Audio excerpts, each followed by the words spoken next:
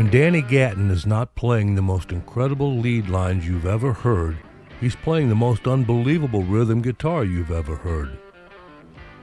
He could switch styles on the fly and not miss a lick. If you really listen close to his playing, you realize that he could play any style of music he wanted to. The key words here is wanted to. When I think about Danny Gatton and his life in music, I can't help but kind of compare his life to that of the artist Vincent van Gogh. You may laugh or scoff at this comparison, but they do run strangely down some of the same roads, although they lived 100 years apart. They both created in many different styles. They both had trouble getting their art appreciated. They both created from within themselves, a place where we can't live, which made it hard to understand at times. When you see a Van Gogh painting, you go, wow, how in the hell can he get this out of this wild mixture of hot and cold colors, brushstrokes going every which direction as you stand there wide-eyed trying to take it all in, and then try and understand what you are seeing and why it is captivating to you. Same with the Gatton guitar piece. You may think, my God, how does this guy go from this tone to that tone, this effect to that one, and then from a finger-picking style to a flat pick? And you think, how can he just change rhythms like that in the middle of a song and make it sound so right, as you stand there trying to understand what you are hearing? And finally, they both didn't get the recognition they deserved until after leaving this world by self-inflicted gunshots. I know there's quite a few people out there who still don't understand Danny and his style of playing. So for those people, I decided to do this video, because I was also one who couldn't really get a grasp on Danny Gatton until the last few years of his life. This video will give a little information on him and how he got started in music, and there will also be some of my own words and thoughts and how I came to realize just how great this guy really was. So now kick back and let's take a quick look back on the life and music created by Danny Gatton.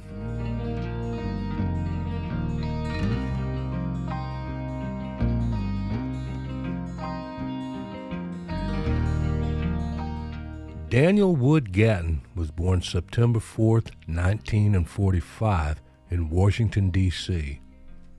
His dad had played in dance bands, and his mother was a big country music fan. Danny's first guitar was an $18 Stella Epiphone archtop. He took a few music lessons, but that didn't last too long. Once he started playing, he decided he could figure out anything he wanted to. His first performance was in 1956. He was 11 years old. Danny remembers back to some of his earlier guitars and has this to say. My father had sold his own guitar before I started lessons in 1954. But when he saw the Stella, the old man said, "That's junk, get rid of it." And he went out and bought me a 0018 Martin.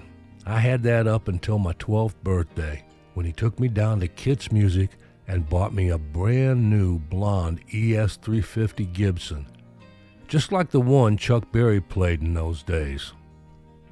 The music of Les Paul was perhaps his biggest influence, as much because of the technological innovations as his music. Danny slowed down Paul's 45 RPM records to 33 to get a better understanding of how the different parts were layered. Danny even tried to emulate Les Paul by rigging up 2 tape decks to perform primitive overdubs. I created echo by doubling a part and playing a bit behind myself, which is hard to do when you're 12 years old. This gives you an idea of how Danny's mind worked with music, even at a very young age. He was already looking for new ideas or ways to get a different sound. Danny loved to tinker, especially with his guitars and amps. He would modify them all the time. When he was 13, his mom took him to a pawn shop and bought him a 5-string banjo. Before we got home from the store, he could play Foggy Mountain Breakdown, and he never even had a banjo in his hands before, his mom said. Danny started playing with a local group called the Thunderbirds, whose member, Gene Newport, he credited for teaching him how to play by ear. He moved on to teen band The Lancers in 1957, playing his Gibson ES-350 and developing his skills.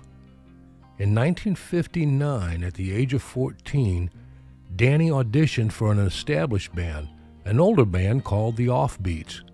His skills overcame any doubt that the band members had about his age, and he got the gig.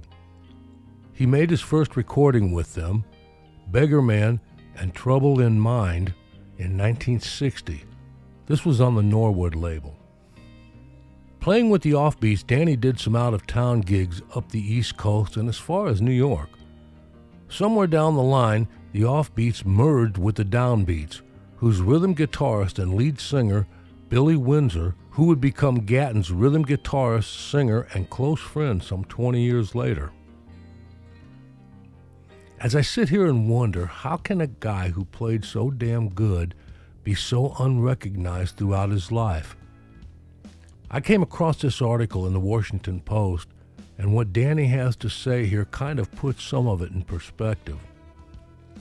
He said, when the British invaded in the early 1960s, it turned out to be very bad news for fledgling guitar heroes. The Beatles and company were a step backwards. There were no hot licks in that stuff, Gatton explains. Not that I don't like some of it, but it was just too easy. So I played soul music for a living and jazz and country music in the basement. Rockabilly wasn't popular, and very few bands really ever did that much of it. My bands were fired many times for playing non-commercial music in commercial clubs. We played old tunes that we liked, not what the people wanted to hear. All the bands I've ever been in were like that. Whatever's popular, I always run the other way, Gatton says without regret.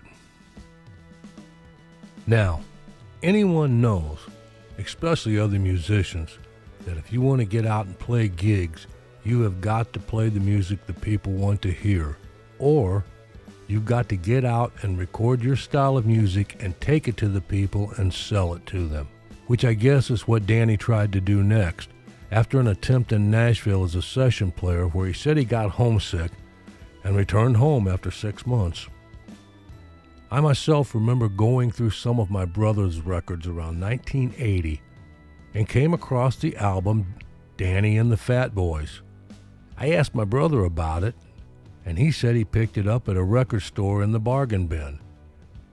And I looked, and it hadn't even been opened. The price tag was still on it, 99 cents. I asked to borrow it, and he said, "Go ahead. You can have it if you want." I took it home, put it on, gave it a listen, and the first thing I noticed was the keyboards. Dick Haynes really caught my ear, but not Danny. The album didn't really impress me, and I think it was because I really couldn't label the album as a whole, maybe. Now, when I listen to that music, I hear Danny and what he was doing, and of course Dick, who was a fantastic keyboard player. You have to really open your mind up to listen to this album as it moves from one style to another, kind of like Danny's playing. Danny was like that. His mind was on a different level when it came to music. The next time I heard Danny Gatton was around 1983, and I saw him on Austin City Limits with Roger Miller. And to be honest, I didn't put two and two together until almost the end of the show when Miller called his name out that this was the guy who was playing on the Danny and the Fat Boys album. But this time he definitely caught my ear. Man, this guy was fast.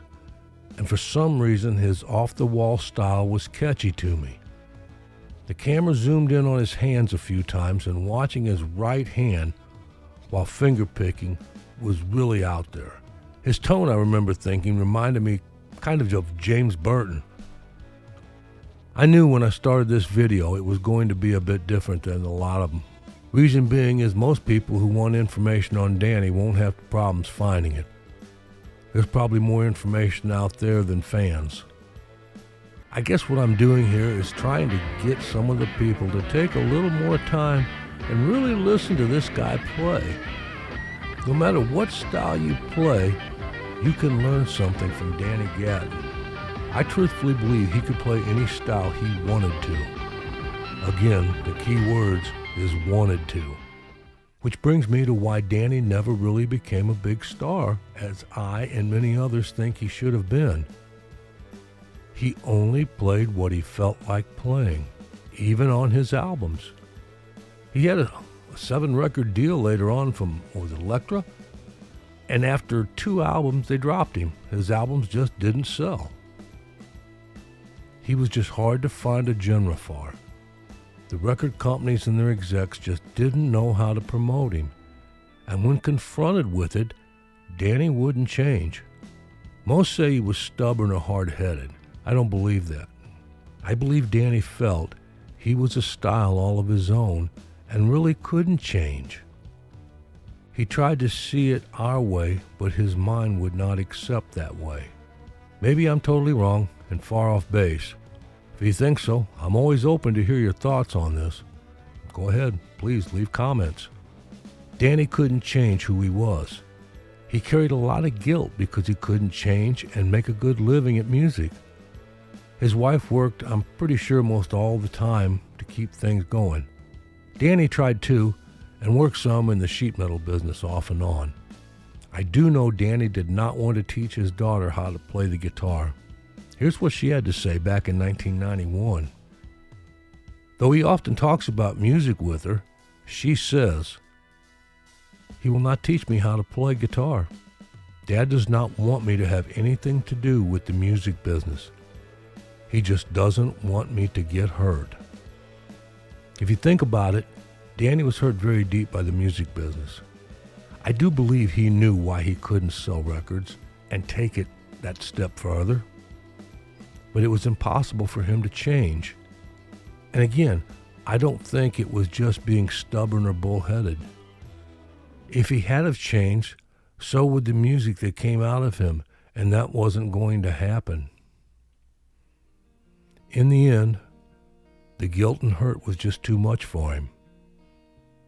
Danny Gatton loved music. You can see it in his eyes when he was on stage playing.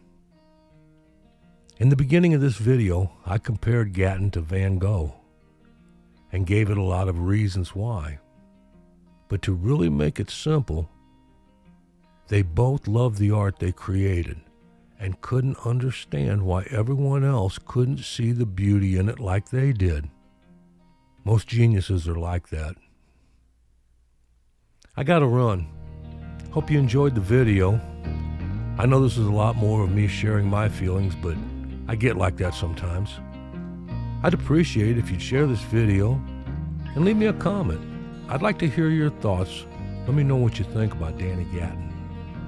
Thanks for watching.